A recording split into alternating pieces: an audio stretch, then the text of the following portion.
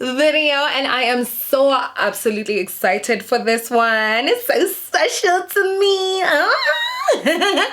So you remember when I asked you guys if you guys would be interested in the stuff that I was doing in school? Well, this one is one of them ones. This is one of them episodes. Yes, goody. As you can already see from the title, we are going to be learning about champagne today. Okay, there's a lot to celebrate. I'm so happy I'm alive. Come on, girls, you know the times that we are living in, these historically significant times.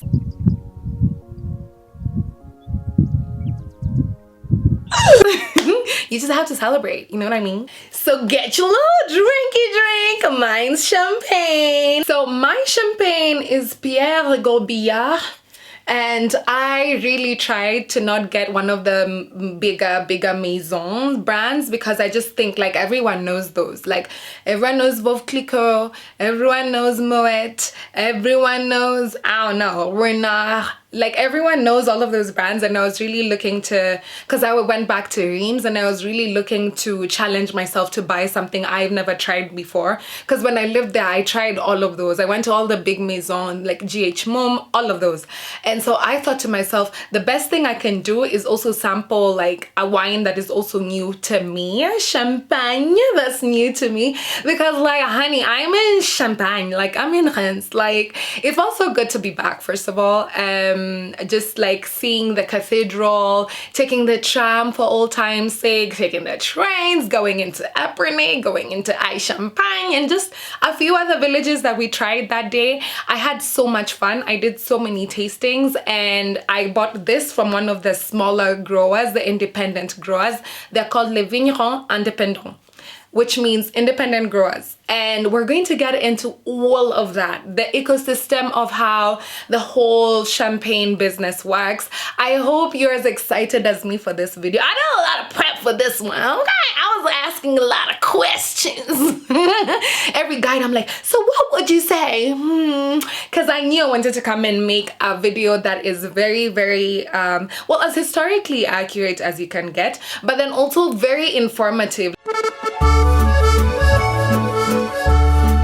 So you're always going to want to hold your bottle from the base, and once you've opened the seal, the next thing you want to do is take this part of the cork down. And at this point, if you have a flat surface like mine, just put your hand on top of the cork. This is just to ensure, especially if a bottle of wine has traveled, like mine obviously left Reims with me, down, there's a lot of pressure changes, and you do not want to remove the cage and have this pop in your face. So you hold, once again, the bottom, you twist, and a little air comes out, and you twist and a little air comes out. And always hold the cork. It's sliding up, okay? Woo! The sound of celebration. So did you know that even though nowadays we have all these lovely names for champagne, nectar of the gods, Caesar tears, whatever you want to call it, in the beginning it was actually called the wine of the devil. Ain't that crazy? I'm gonna tell you why just in a little bit, but let me pour myself a glass. Cheers! Oh my gosh, look at the effervescence. That is so beautiful. I really love how it smells. Support your local growers, guys. This is delicious. This is absolutely delicious. What fascinated me about all the champagne visits that I did when I lived in Reims was just how, for me, at least in my opinion, geography and accidental science and I guess women empowerment came together to make this drink to be what we know today. So champagne, and in general Reims, I'm going to keep calling it by its English name, it's just easier for other people to understand. It's spelled R-E-I-M-S. And this area was known for like its wine growing, especially in the earlier centuries, 1st century, 2nd century, thereabouts. But by the time they were getting to the 17th century, the quality of wine in this region had really reduced. So enter Dom Perignon. Okay, our monk, our Benedictine monk decided, you know what? I don't like the fact that, you know, wine from Reims is reducing in its reputation in the French court. No, I don't like it very much. And so he moved to Reims, and he's actually the person who became the master of blending wine. So the thing is, if you go to any LVMH maison and you ask them, hey, who came up with champagne? They'd always tell you like the godfather or the inventor of champagne is Dom Perignon. But the thing is, he didn't technically invent the concept of sparkling wine. It was actually by a British guy. His name was Christopher, is it Sennett? Merritt? Merritt?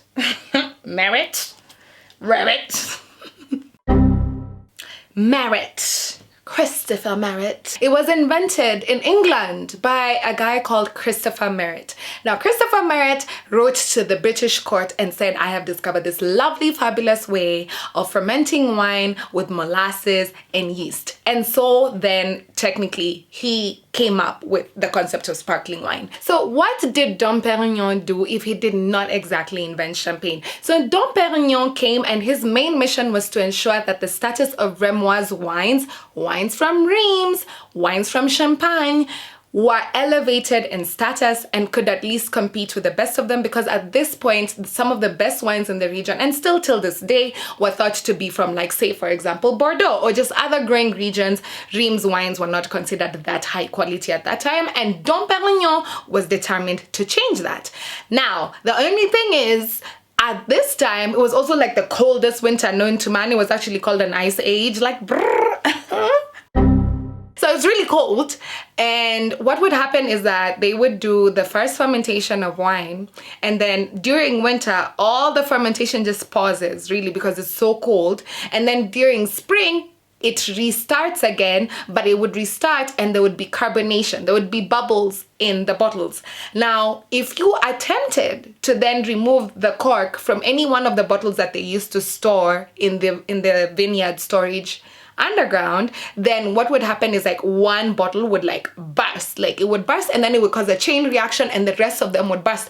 So can you imagine if you're downstairs in a cave, right, and then you're just hearing bottles just all around you, right? It was a very annoying experience. Obviously, it was people were going at a loss because, you know, that's wine you're not getting back. And in fact, Dom Perignon found that to be annoying. So the concept of bubbles was actually initially a flaw. Yeah, and he didn't want that.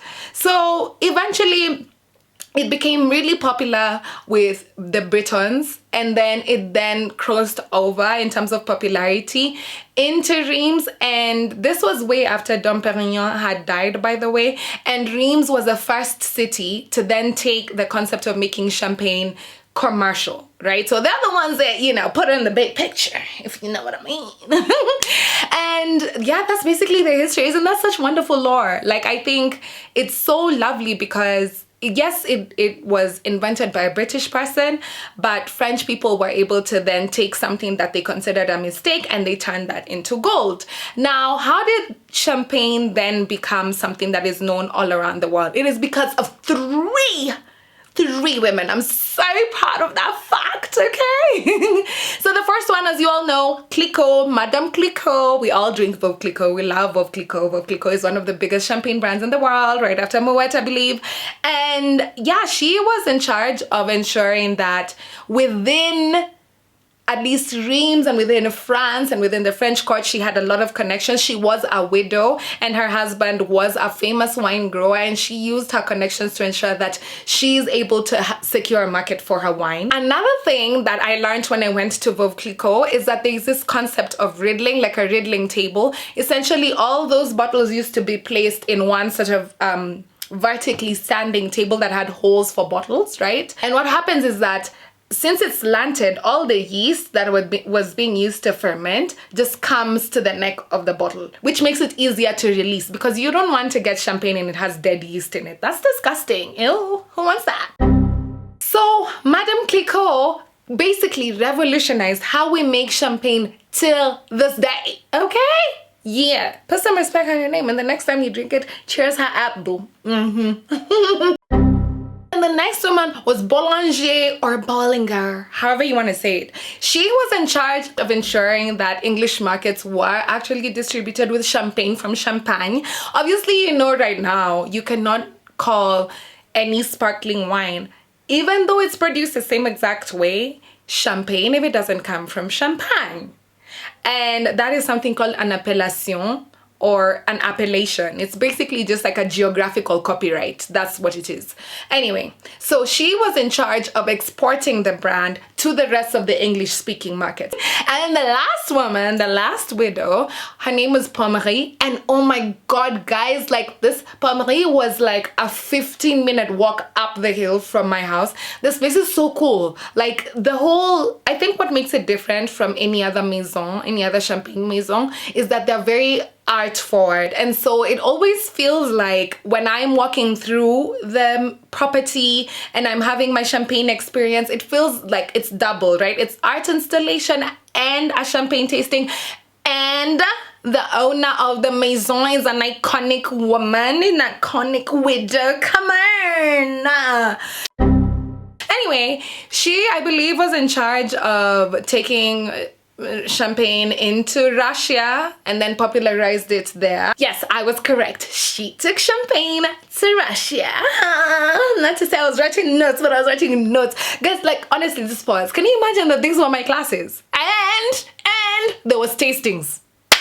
I'm mad. I love school. I love being a student, guys. And another thing that Madame Pommery did was also invent Brut. Obviously, Moet really popularized Brut Imperial. By the way, fun fact, Brut Imperial was actually named for Napoleon. Yeah, Imperial Brut. It's kingly Brut. Not your regular ass Brut, okay? Bling, bling, bling. Bitches is mad. The last thing that makes Reims very unique and the Champagne very unique is that it has a chalk or limestone subsoil. So essentially what happens is as it rains, the water seeps down and then it goes through the rocks and then the chalk sort of stores the water, almost like a semi-aquifer, right?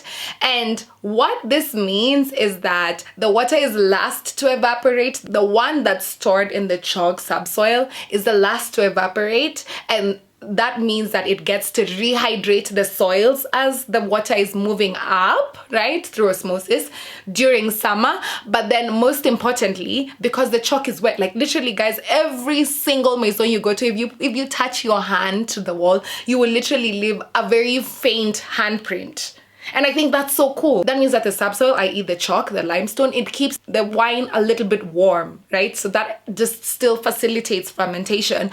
But then also during summer, it helps cool the wine because now you have water that's evaporating. And we all know, just like your body function, when sweat evaporates, it helps you cool. So like, that's so interesting because they don't need any like fridges or anything. I thought that was really cool. The point is, the whole concept of like champagne growing and where it's grown today was really just very uniquely set to succeed in Reims. These other places they're now looking into, obviously now we're moving into the phase of like sustainability. We have to think about the future. Obviously we produce millions and millions of bottles of champagne per year, okay? And it gets to a point, the soil needs like, beyond even the regenerative processes, the soil just needs a little help, okay? We need some grapes from somewhere. And apparently one of the regions they've been looking into is Winchester in England. So I don't know what's gonna happen then. The appellation, obviously it's called Champagne because it's from Champagne. But like, I don't know what's gonna happen if the grapes are coming in from like the Yeeks, you know what I mean? Like from Manchester. Like, what are you gonna call it then? Anyway, we'll see. I'm very interested in this space, like the sustainability of wines and soils and biodiversity and ecology and all of that good stuff. But anyway, right now we're gonna get into the science of how it's made. I love just the science of it all. I love chemistry, I love biology, and I just love the biochemistry of wine because I love wine. Anyway, Kylie, Is it the wine?